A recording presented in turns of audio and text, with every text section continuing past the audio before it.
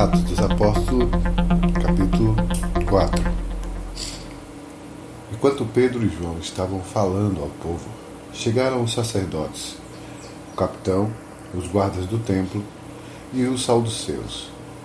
Eles estavam muito perturbados, porque os apóstolos estavam ensinando o povo e proclamando em Jesus a ressurreição dos mortos. Então, prenderam Pedro e João e os lançaram ao cárcere até o dia seguinte, pois já estava anoitecendo. Entretanto, muitos dos que tinham ouvido a pregação aceitaram a palavra, chegando então um número de homens que creram próximo de 5.000. No dia seguinte, reuniram-se em Jerusalém as autoridades, os líderes religiosos e os mestres da lei. Estavam reunidos Anás, o sumo sacerdote, bem como Caifás, João, Alexandre e todos que creram da família do sumo sacerdote. Ordenaram a Pedro e a João que fossem trazidos à presença deles e começaram a interrogá-los. Com que poder ou autoridade em nome de quem vocês fazem isso?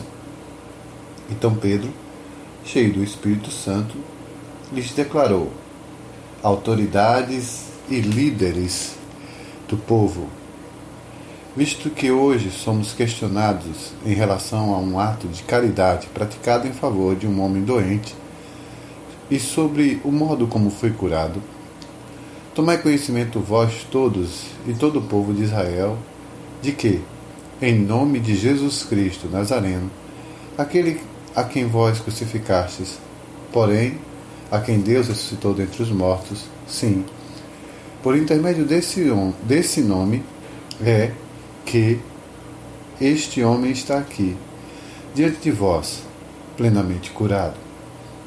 Este Jesus é a pedra que foi rejeitada por vós, os construtores, a qual foi posta como pedra de esquina.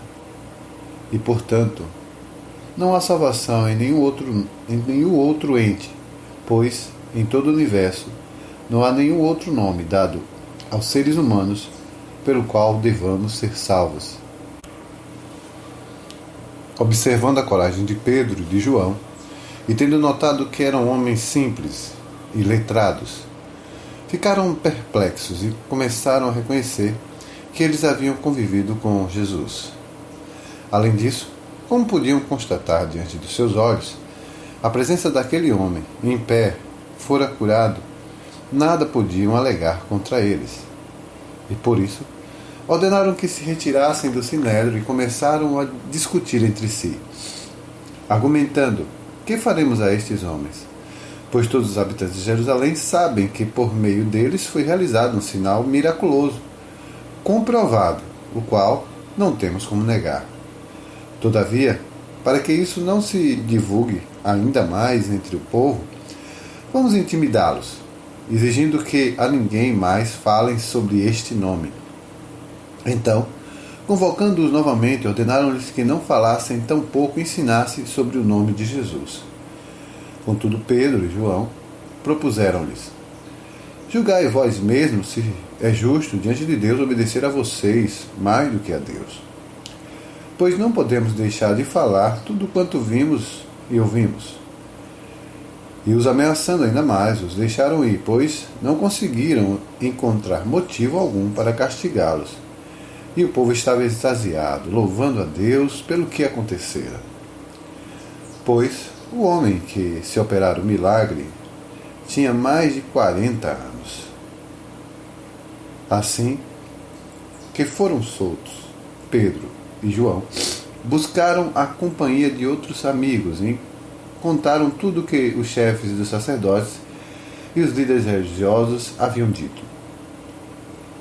Ao ouvirem esse relato, os irmãos unânimes elevaram a voz a Deus e exclamaram: ó Todo-Poderoso, Senhor, Tu que fizeste o céu e a terra e o mar e tudo que neles existe, que pelo Espírito Santo, por boca do nosso pai Davi, teu servo, declaraste: porque os gentios se enfurecem e os povos conspiram em vão.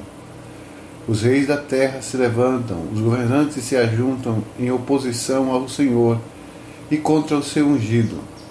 De fato, Herodes e Pôncio Pilatos reuniram-se com as nações pagãs e os povos de Israel nesta cidade para conspirar contra o santo servo Jesus, que ungiste, realizando tudo o que, em teu poder e sabedoria, havia predeterminado que acontecesse.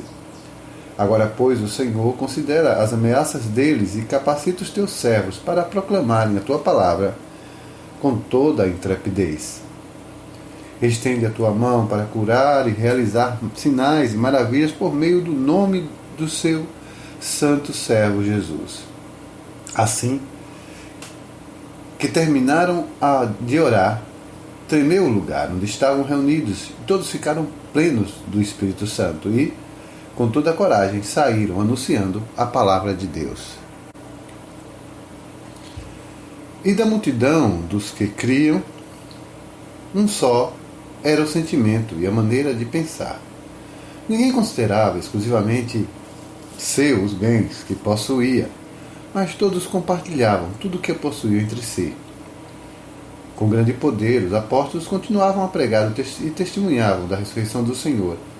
E maravilhas, através da graça, estavam sobre eles. Não havia uma só pessoa necessitada, pois os que possuíam terras ou casas as vendiam e traziam dinheiro da venda. Faziam isso depositando aos pés dos apóstolos, que por sua vez repartiam conforme a necessidade de cada um. Então José, um levita natural da cidade de Chipre, a quem os apóstolos deram o sobrenome de Barnabé, que significa filho da consolação, sendo proprietário de um campo, vendendo-o, trouxe o dinheiro da venda e colocou-o junto aos pés dos apóstolos.